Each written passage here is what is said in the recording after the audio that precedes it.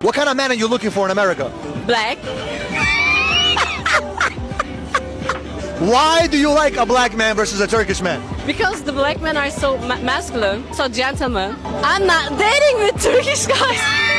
Why not? I don't like dating with them. No, I'm waiting with American guys. Why do you want an American guy, not a Turkish guy? They are so masculine.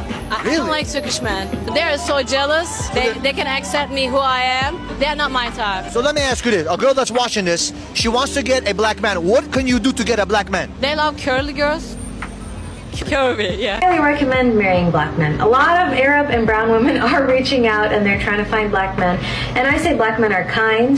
They're very secure in their masculinity. They're also gentle. They're also not like I see this a lot in the Arab community because they grew up in it. Men get very shy that their women are out there, or their women work, or their woman does something. And black men are very chill and secure about it. Like, she's on her deen, she's respecting herself. I'm not going to feel shy about this. And that's a huge cultural difference that I definitely appreciate from marrying a black man. So do yourself a favor, ladies. Find yourself a black man. Like Mary Jane, trap swinging like P Park. Can't blame him. That's my son. He just doing the shit I talk.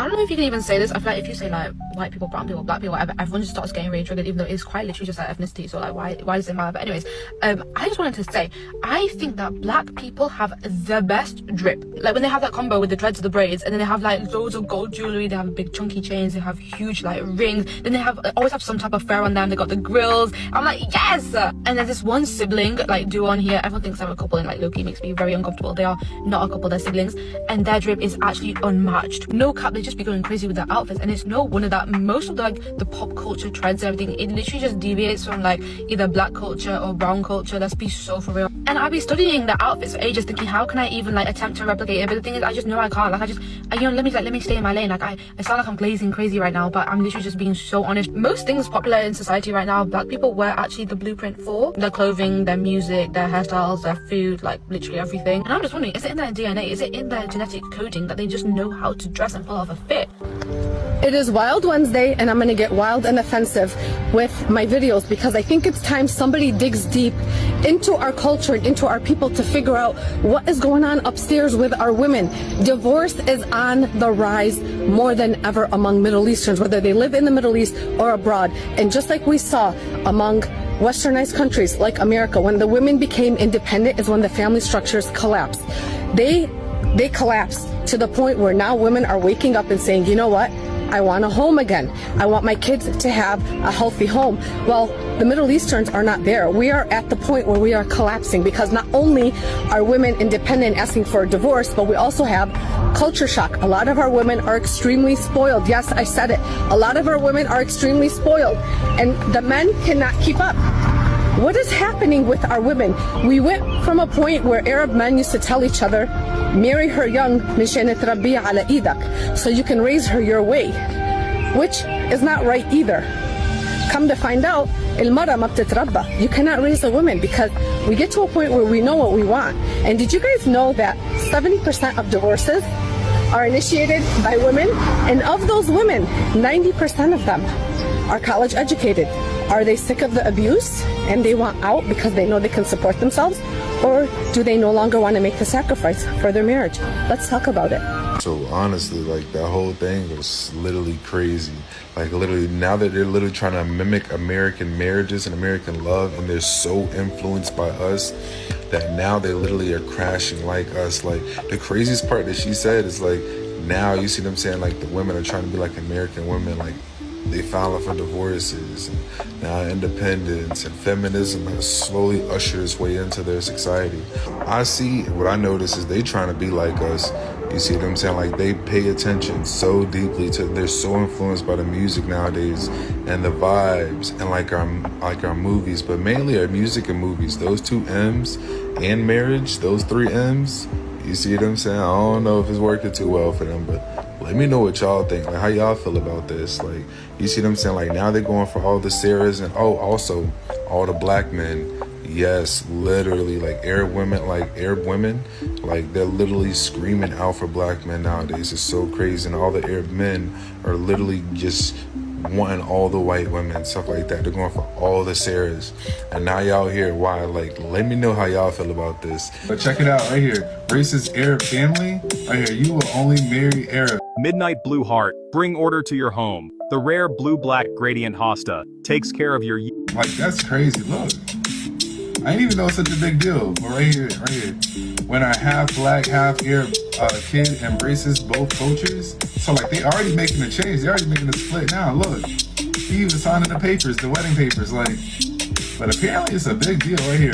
Well, since Arab men belong to Spanish women, we want to belong to black men. Like, yo, this is like a call all around the nation, apparently. This is crazy. Man, you only belong to, like, what? Y'all see this? You can only marry Arabs? Like, that's crazy. You're not allowed to marry not even black Muslims? Like, even if he's in a part of the same religion. Like, I ain't know none of this. Like, this is shocking to me. Look at this right here. Since Middle Eastern guys want to belong to Latinas right here. Yes, can Middle Eastern girls belong to black men? So apparently it's like they trying to rebel. Like, I didn't know it's such a big deal. Look.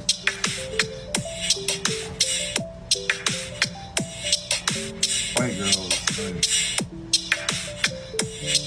it's crazy that it's such a big deal just for them to date whoever they want to love. For example, my father told me all black people have AIDS. Like, those things are not true, first of all. Well, my father did not approve of my marriage to my husband. And why not? My father, yeah, because he's black. He's better than an Arab man. No Arab man is better than a black man. But my father and my mother were adamant against no. A lot of Arab and brown Muslim women always reach out to me and ask me, how do I tell my parents about the black man that... Shalom. First and foremost, want to give all praises, honor, and glory to Yahweh, Ba'ashem, Yahweh Shai, Ba'ashem, Rakakwadash. Double honors to the apostles and elders, the GMS that rule well. Peace, love, and salutations to all the brothers out there pushing this word of sincerity and the truth. Shalom to the brothers, sisters, and children out there keeping this word of sincerity and the truth. Okay, I want to go into this lesson. This was something that kind of came to my mind earlier today. Primarily after seeing the video that I'm going to put in the post-production. Where it was, I think it was women in India, or it was saying it was Muslim women. It was something like that. You're going to see the video. But the women was basically saying how they wanted the Israelite man. You know, they said the so-called black man, of course. But, you know, the Israelite man, the so-called black, Hispanic, Latino, and Native American. And all Israelites are, you know, well, of course, we have the confusion of faces in today's time. But our people, we come from, we are melanated people. You know, outside of the confusion of faces where you have Israelites looking like the other nations, you even had Israelites looking like Edomites in today's time. But when Yahweh shall come back and give us those new bodies, we're going to go back to our original states. And like I said, you got the Israelites, we are a melanated nation. So even when they say the so-called black man, it's a lot of Israelites that look like Judah, or they might have the same skin complexion as Judah and they northern kingdom, you know. So you can't just go off of skin complexion. You can't just go off of looks. You know, Yahweh Shai ultimately going to put us in our rightful tribes. But these women are basically saying that they want the Israelite man. And this is not the only nation of women saying that. Whereas you got all these heathen nation women saying this. You got the so-called white woman, so-called Chinese, so-called Japanese, so-called Arab, so-called Indian, so on and so forth. All these women are saying that they want the Israelite man, you know, under the name of the so-called black man. So I just want to get these couple scriptures, and then I also want to point out too that in the video, in the post-production, they're going to talk about the so-called black man. Primarily, one of them is going to specifically say, you know, the dreads. I mean, she mentioned braids too, but the dreads. I think she may have said tattoos or something like that, something along those lines. Basically, the modern day so-called black man. She ain't talking about an Israelite man in his rightful mind, his rightful customs, you know, in our customs. But the men of the Lord, whom Yahweh Ba'ashem Abashah raising up, and we get into our rightful position, we gonna be the standard, you know. Lord willing, of that number, we will be the standard. There won't be no Israelite man with dreads and tattoos and, you know, the man buns and all this stuff that these women are interested in from our people of today's time. You know, it's going to be the Israelite man in his rightful mind, in his rightful customs. And I'm going to put pictures in those, in the post-production too, of just to give a similitude, from various brothers that upload. I might even upload the video too, add the video that one of the brothers did too, But this is Zephaniah chapter 3, verse 19. It says, behold, at that time, I will undo all that afflict thee, and I will save her that halted, and gather her that was driven out, going into our nation, and I will get them praise and fame in every land where they have been put to shame. We have been put to shame in every land. We have been ridiculed, mocked, and embarrassed in front of the whole earth, in front of the whole world for generations. For generations and generations, and now here it is in the last days of Esau Edom's empire and his kingdom. You have all the women of the other nations saying that they want the Israelite man. This is a transition of power. They don't even want their own nation of men. They want the Israelite man. I think one of those women was also Turkish, but she said she said we are so masculine, but again, their interpretation right now is the Israelite man that they see in movies or maybe see, from social media. They ain't talking about the Israelite man that understand who we are, not yet, but that's coming, But like I said, the Lord is going to give us praise and fame in all the lands where we was put to shame. And just in our lowest state right now, you got the women want to be with us. You got the other nation men want to be like us. Their eyes are turning away from the Edomite man and even the men of their own nation. It's a transition of power. So the Lord is already starting to give us that recognition back. But wait till Yahweh shall return. Wait till all the prophecies fulfilled in totality in Esau Edom's kingdom is fully in its demise. Then this scripture is going to fully play out, because it said he's going to save us. We still in our captivity, so salvation has still yet to come. But we are awoken to this truth. We understand what's going on, and we see the transition of power. So we see the Lord beginning to transition that, or basically bring that praise and that fame into the nation, back onto the nation of Israel. But just wait, because it's going to be primarily for the elect. That's where it's going to start with. That's who it's going to start with. And I'm reading the AMP. It says, behold, at that time I am going to deal with all your oppressors. So these are all the other nations. I will save the lame and gather the scattered, and I will turn their shame into praise and renown in every land where they have suffered. Now it said he gonna gather us where we were scattered. So let me get Zechariah chapter 13, verse 7. Awake, awake against my shepherd, and against the man that is my fellow, saith the Lord. Smite the shepherd, and the sheep shall be scattered, and I will turn my hand upon the little ones. So the Lord said he's going to turn his hand on the little ones, meaning the elect. We have come out of all indoctrinations that our people were caught up into. Whatever it is that you was caught up into when you was in the world, the Lord has smite the people that was leading you astray.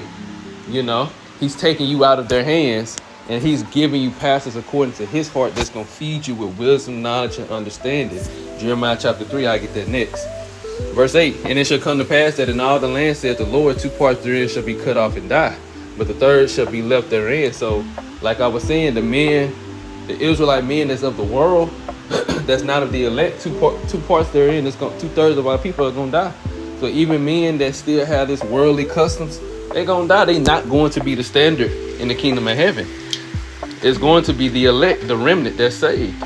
They will be the standard, and that's of the spirit too, because some of the pictures that I'm gonna get is from Elder Yashawamba, GMS, the GMS in Dallas, Elder Yashawamba, and his YouTube page is Remnant Saved. So that's what the Lord is going to deliver. Verse 9, I will bring the third part through the fire, which is the elect, and will refine them as silver is refined, and will try them as gold is tried. And the Lord is doing that now, purifying the elect, bringing out all the impurities, everything that we picked up from this world. He's purifying it out of our mind for us not to even desire to want to do that no more, so that we can desire righteousness. And that's what we desire now. They should call on my name, and I will hear them. I will say this, my people, and the Lord, and they shall say, the Lord is my God. And he's doing that via his prophets. Jeremiah 3, starting at verse 14. Turn, O backslided children, saith the Lord, for I am married unto you.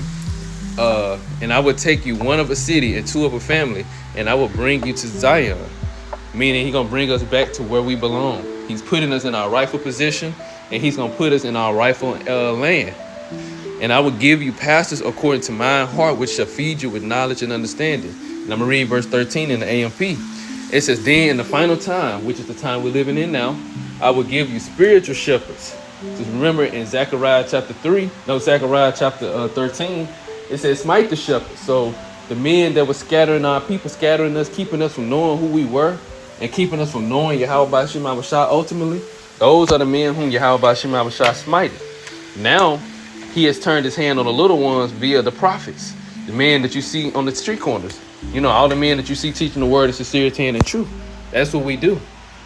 We are the spiritual shepherds that the Lord has set up. It says, I will give you spiritual shepherds after my own heart, meaning after the mindset of the Lord, who will feed you with knowledge and true understanding. And that's what we're doing. And these same men, which I'm going to get into Obadiah chapter 1, last verse, 21. It says, and saviors shall come up on Mount Zion to judge the mount of Esau, and the kingdom shall be the Lord's. So the same saviors, which I'm reading in 21 in the AMP, it said the deliverers shall go up on Mount Zion. This is going into the remnant, the 144,000, to rule and judge the mount of Esau, and the kingdom and the kingship shall be the Lord's. So the same men that the Lord has risen up in these last time, aka the 144,000, they are a part of that 1/3 remnant. You know, those are the men the Lord is going to use as the standard in the earth. You know, and they're going to be the judges and the rulers of the earth. That's why Isaiah 32, it says, verse 1, it says, behold, a king shall reign in righteousness, and princes shall rule in judgment. These are the same princes or the same saviors that it said in Obadiah chapter 1. These are the same people, the same men, and they will be the standard in the earth of how a man should live or how a man should be. Not how Esau is or his standards, not what he considers in his society a high value man is, and definitely not our people in this world that's considered, you know, what women desire. They're not going to desire them when Jacob trouble intensifies, but the men of the Lord will be desired. Verse 2, and a man shall be, and a man, this man is the man of the Lord, and a man shall be as a hiding place from the wind and a covert from the tempest, as rivers of water in a dry place, as the shadow of a great rock in a weary land. These men will be the standard, and these men will be who is desired by women, you know, and other men would desire to be like them. Verse this Isaiah 13 and 12. I will make a man, which again is the same man, the Israelite man in his right mind, aka the man of the Lord. I will make a man more precious than fine gold, even a man than the golden wedge of Ophir. These men will be the standard in the earth, you know. Ultimately, Yahweh Shai is the ultimate standard, you know, because that's who we strive to be like. That's who we want to be like. And that's why we, you know, that's who we trying our best to imitate it. Well, not just imitate, to be like, both in mind, body, and spirit, to the best of our ability. We're trying to be like Yahweh Shai, you know. And like I said, the women of all the other nations, including our own nation, because only in the kingdom of heaven, the Israelite woman, she's going to only deal with the Israelite man. She's not going to deal with no other nation. But the other nation women will deal with the Israelite men, of whom we choose. But they're going to want to, they're going to desire to be with you, you know, because the Israelite men will be the standard, you know. They will be what all the women desire to be with. So I wanted to just touch them scriptures real quick, you know. Like I said, after this video in, that's when all the other videos is going to be clipped with it. So Lord will is edifying. And on that note, I want to give all praises, honor, and glory to Yahweh, Ba'Shem, Yahweh Shai, Ba'Shem, Rakapadash. Double honors to the apostles and elders of GMS that were well. Peace, love, and salutation to all the brothers out there push this word of sincerity and the truth. Shalom to the brothers and sisters and children out there keeping this word of sincerity and the truth. Until next time, shalom.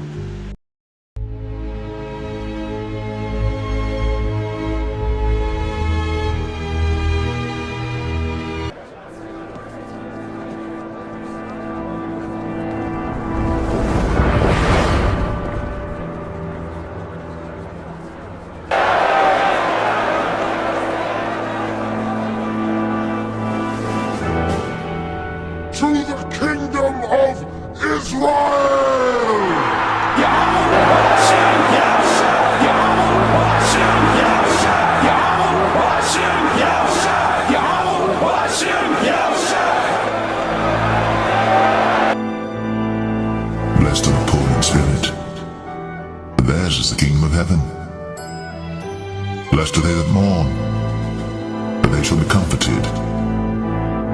Blessed are the meek, for they shall inherit the earth. Blessed are they which do hunger and thirst after righteousness, for they shall be filled. Blessed are the merciful, for they shall obtain mercy. Blessed are the pure in heart, for they shall see God. Blessed are the peacemakers, for they shall be called the children of God. Blessed are they which are persecuted for righteousness' sake, for theirs is the kingdom of heaven. Lay not up for yourselves treasures upon earth, where moth and rust doth corrupt, and where thieves break through and steal. But lay up for yourselves treasures in heaven, where neither moth nor rust doth corrupt, and where thieves do not break through nor steal. For where your treasure is, there will your heart be also. The book of Psalms, chapter 16 and verse 11. It says, Thou wilt show me the path of life. So we're on the path of life. The path of life leads to paradise. The path of life leads to glory, which the glory is the kingdom of heaven. And we're on that path of life. We're walking on the path of the tree of life to gain eternal life. Consider the lilies, how they grow. They toil not, they spin not. And yet I say unto you that Solomon in all his glory was not arrayed like one of these. If then God so clothe the grass, which is today in the field and tomorrow is cast into the oven, how much more will he clothe you, O ye of little faith? And seek not ye what ye shall eat or what ye shall drink, neither be ye of doubtful mind. For all these things do the nations of the world seek after, and your Father knoweth that ye have need of these things. But rather seek ye the kingdom of God, and all these things shall be added unto you. Fear not, little flock, for it is your Father's good pleasure to give you the kingdom. Sell that ye have, and give alms. Provide yourselves bags which wax not old, a treasure in the heavens that faileth not, where no thief approacheth, neither moth corrupteth. For where your treasure is, there will your heart be also.